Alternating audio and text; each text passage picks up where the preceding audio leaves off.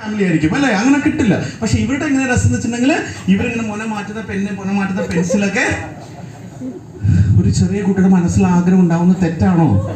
നിങ്ങളെന്നെ കളിയാക്കുകയാണോ? നിങ്ങളെന്നെ ചിരിക്കുന്ന കാണുമ്പോൾ എനിക്ക് സംശയങ്ങളില്ല, നിന്നെ കളിയാക്കുകയാണോ അല്ലേ? ഇങ്ങനെ ആഗ്രഹം വന്ന എത്ര പേരുണ്ട്? ചെറുപ്പത്തിൽ ആഗ്രഹം ഉണ്ടായിരുന്നവർ എത്ര പേര്? അപ്പൊ ഞാൻ ഒറ്റയ്ക്കല്ല.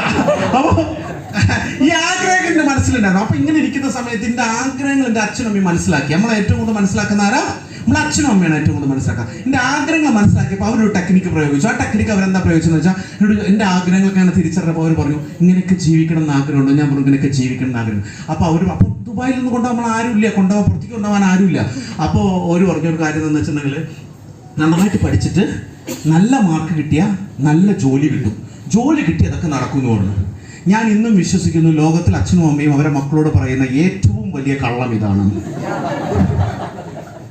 ആണല്ലേ? ഈ അഡ്വൈസ് കിട്ടിയ എത്ര പേരുണ്ട് ഇവിടെ? ഈ നന്നായിട്ട് പഠിക്കണം, നല്ല മാർക്ക് വാങ്ങി നല്ല ജോലി കിട്ടിയ ജീവിതം രക്ഷപ്പെടാം എന്ന് കൈവക്കി കാണട്ടെ. ആ അഡ്വൈസ് രക്ഷപ്പെട്ടോ? 5000 സ്ക്വയർ ഫീറ്റ് വീട് വന്നോ?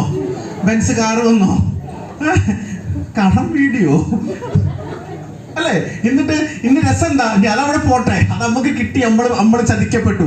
ഇനി ഇതേ ചതിയല്ലേ ഇപ്പൊ നിങ്ങളുടെ കുട്ടികളോടും പറയണേ?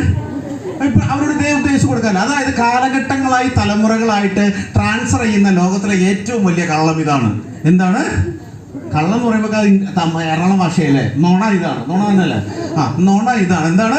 നന്നായിട്ട് പഠിക്കണം, നല്ല മാർക്ക് വാങ്ങണം, നല്ല മാർക്ക് വാങ്ങിയാൽ നല്ല കമ്പനി ജോലി കിട്ടും, നല്ല കമ്പനി ജോലി കിട്ടിക്കഴിഞ്ഞാൽ ജീവിതത്തിൽ ആഗ്രഹിച്ച പോലെ ജീവിക്കാം.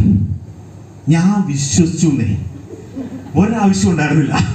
ഞാൻ വിശ്വസിച്ചു, നന്നായിട്ട് പഠിച്ചു, നല്ല മാർക്ക് വാങ്ങി, കോളേജിൽ സെക്കൻഡ് റാങ്കോട് കൂടിയാണ് ഞാൻ പാസ്സായത്. വേണമെങ്കിൽ കൈയൊക്കെ അടിച്ചോളൂ, A+ കൈയടിക്കണമല്ലോ. കോളേജ് സെക്കൻഡ്, എനിക്ക് നല്ല കമ്പനിയിൽ ജോലിയും കിട്ടി. പുറത്തുനിന്ന് ആൾക്കാരെ കാണുമ്പോൾ ആണോ എന്ന് ചോദിക്കുന്ന ലെവലിലുള്ളൂ. ഞാൻ കമ്പനിയുടെ പേര് പറയില്ല, കുറേ പേര് വീഡിയോ എടുക്കുന്നുണ്ട്. ലാസ്റ്റ് കമ്പനിക്കാരൻ്റെ പേരിൽ കേസ് കൊടുത്ത് എന്ത് ചെയ്യും? അപ്പോൾ അതുകൊണ്ട് പേടിച്ചിട്ട് കമ്പനിയുടെ പേര് ഞാൻ പറയില്ല.